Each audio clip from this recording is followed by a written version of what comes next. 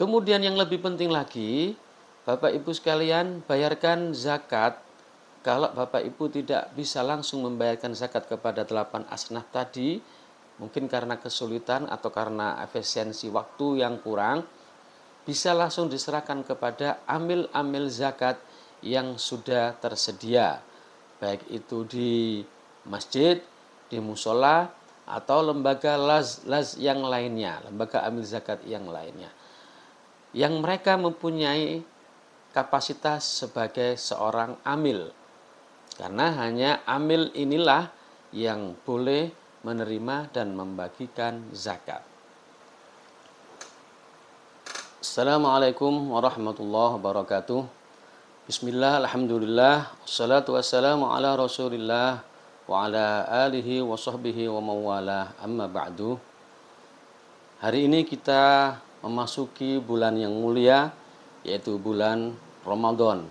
Mudah-mudahan kita semuanya bisa melaksanakan ibadah di dalam bulan Ramadan ini dengan baik. Di antaranya adalah ibadah puasa dan ibadah-ibadah yang lainnya. Di antara selain ibadah puasa di dalam bulan Ramadan, yang tidak kalah pentingnya adalah kita diperintahkan untuk menunaikan zakat fitrah. Sebagaimana disampaikan oleh Rasulullah SAW, bahwa puasa kita pahalanya akan menggantung di antara langit dan bumi jika belum kita tunaikan zakat fitrah. Bapak dan Ibu sekalian, pemirsa yang budiman, bahwa zakat fitrah itu memiliki waktu-waktu tertentu dalam menunaikannya atau membayarkannya. Yang pertama yaitu ada yang disebut dengan waktu jawaz, yaitu ketika sudah memasuki 1 Ramadan dan berakhir nanti pada 1 Syawal. Artinya waktu jawaz adalah waktu dibolehkannya kita menunaikan atau membayar zakat fitrah. Kemudian yang kedua disebut sebagai waktu wajib. Artinya yaitu kewajiban kita melaksanakan zakat fitrah ditentukan oleh waktu yang kedua ini, yaitu ketika sudah memasuki malam 1 Syawal. Artinya misalkan hari ini adalah akhir Ramadan dan besok adalah 1 Syawal, maka malam nanti itu adalah sudah memasuki disebut waktu wajib untuk membayar atau menunaikan zakat fitrah. Kemudian yang ketiga ada yang disebut dengan waktu yang paling utama, yaitu waktu sebelum ditunaikannya sholat Idul Fitri. Jadi ketika sebelum sholat Idul Fitri itu ditunaikan, maka kita membayar atau menunaikan zakat fitrah, maka kita memasuki waktu yang paling utama dalam membayar zakat fitrah. Kemudian waktu yang keempat, yaitu waktu yang makruh, yaitu waktu yang sebaiknya kita tinggalkan, tidak kita pakai untuk membayar zakat fitrah. Kapankah itu? Yaitu setelah ditunaikannya sholat Idul Fitri sampai nanti memasuki tanggal 2 Syawal, jadi besoknya. Itu waktu yang makruh. Dan yang terakhir adalah waktu yang haram, waktu yang tidak boleh kita lakukan dalam menunaikan zakat fitrah, yaitu setelah tanggal 2 Syawal. Artinya disebut waktu haram karena waktu itu kalau kita menunaikan zakat fitrah maka tidak dianggap lagi sebagai zakat fitrah. Kewajiban zakat fitrah belum gugur. Bapak dan Ibu sekalian yang saya hormati, zakat fitrah itu ditunaikan sesuai dengan makanan pokok di negara tersebut. Kalau Indonesia konteksnya, makanan pokoknya itu adalah nasi, dan nasi terbuat dari beras, maka yang dibayarkan ketika zakat fitrah itu adalah menggunakan beras. Berapakah besarnya atau jumlahnya? Ulama sepakat jumlahnya adalah sesuai dengan 1 sok. Kalau diukur dengan kilogram, ini ada khilafiyah, ada perbedaan. Ada yang menyebut cukup 2,5 kilogram. Ada yang menyebut satu sok itu senilai 2,75 kilogram. Ada yang menyebut satu sok itu senilai 3 kilogram. Nah, kita ambil tengah-tengah 2,75 atau kita ambil paling mudah 3 kilogram beras. Beras apa yang dibayarkan? Ya, maka lazimnya beras yang kita pakai untuk menunaikan zakat fitrah itu adalah beras yang kita makan sehari-hari. Jikalau kita memakan sehari-harinya pakai beras senilai per kilonya itu 15.000, maka beras itu yang harus kita bayarkan. Kalau 15.000 dikalikan 3 kilo, ya berarti sekitar 37,5 ya. Kalau dinilaikan dengan uang senilai 37,5. Apakah boleh membayar zakat fitrah tidak dengan menggunakan beras tapi diganti dengan uang? Memang terjadi khilafiyah. Ada yang membolehkan, ada yang tidak boleh. Nah, Lembaga Bahsul Masail Nahdlatul Ulama menyebutkan boleh. Asal nilainya sama dengan 3 kilogram beras. Jadi kalau kita 3 kilogram itu nilainya tadi berapa? 37,5 atau 37.500, maka itu yang kita bayarkan. Karena hari ini orang pilih praktisnya.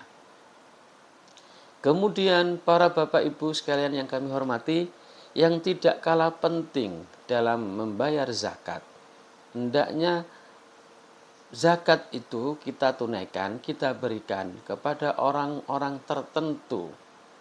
Kalau dalam Al-Quran disebut sebagai 8 asnaf. Yang pertama yaitu fakir, miskin, amil, mu'allaf, ghorim, rikob, ibnu sabil, dan sabilillah. Nah, kriterianya terlalu panjang kalau dijelaskan di sini. Kemudian yang lebih penting lagi, Bapak Ibu sekalian, bayarkan zakat. Kalau Bapak Ibu tidak bisa langsung membayarkan zakat kepada 8 asnaf tadi, mungkin karena kesulitan atau karena efisiensi waktu yang kurang, bisa langsung diserahkan kepada amil-amil zakat yang sudah tersedia, baik itu di masjid, di musola, atau lembaga las yang lainnya, lembaga amil zakat yang lainnya, yang mereka mempunyai kapasitas sebagai seorang amil. Karena hanya amil inilah yang boleh menerima dan membagikan zakat. Nah, sekarang pembahasannya tentang amil. Siapakah amil itu? Kalau dalam kriteria fikih, amil itu adalah man ista'malahul imam ala akhdhis shadaqat wa daf'iha limustahiqiha. Yang disebut dengan amil itu adalah seseorang yang mendapatkan tugas dari imam, tanda petik ya, dari imam untuk mengambil zakat dan mendistribusikannya, membagikannya kepada yang berhak, yaitu 8 golongan tadi. Nah, dalam berbagai pendapat yang disebut imam tadi, tanda petik, itu adalah pemerintah. Dalam hal ini ada Kementerian Agama, yang kemudian Kementerian Agama mendelegasikannya kepada Basnas atau kepada las yang ada, lembaga amil zakat. Yang mereka inilah yang punya SK, maka itu adalah kategorinya amil yang bisa menerima zakat dan juga dia wajib untuk mendistribusikannya kepada yang lainnya. Mengapa Bapak Ibu harus tahu apa amil? Karena ketika Bapak Ibu tidak menemukan mustahik di situ, hanya ada amil, dan Bapak Ibu menyerahkan zakat itu kepada amil, maka itu sudah cukup. Karena amil ini nantilah yang akan mendistribusikannya kepada yang lainnya.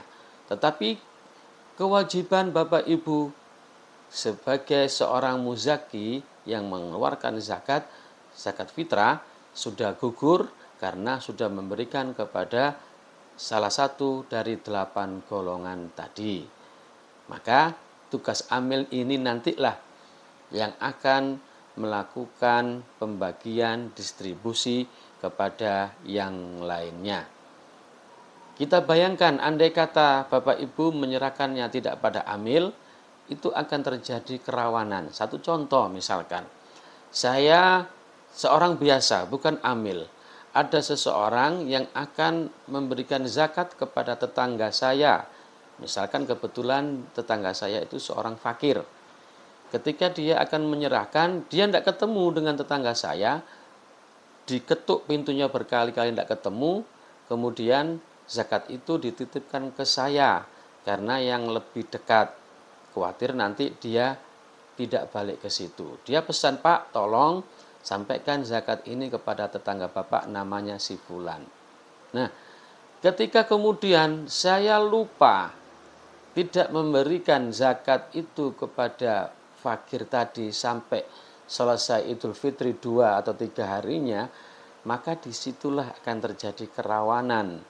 Karena saya bukan amil kok menerima zakat, dan saya lupa memberikan kepada fakir miskin yang berhak tadi, maka zakat fitrah tadi kategorinya belum diserahkan kepada mustahik, dan otomatis kewajiban muzaki yang memberikan zakat fitrah tadi belumlah gugur zakat fitrahnya karena belum tersampaikan kepada yang berhak. Karena itulah mari difahami, waktunya difahami, terus kemudian materialnya apa yang harus kita zakat fitrahkan, kemudian kepada siapa yang zakat fitrah itu harus kita berikan, sehingga kriteria pahala puasa kita di bulan Ramadan ini tidak akan digantungkan oleh Allah di antara langit dan bumi.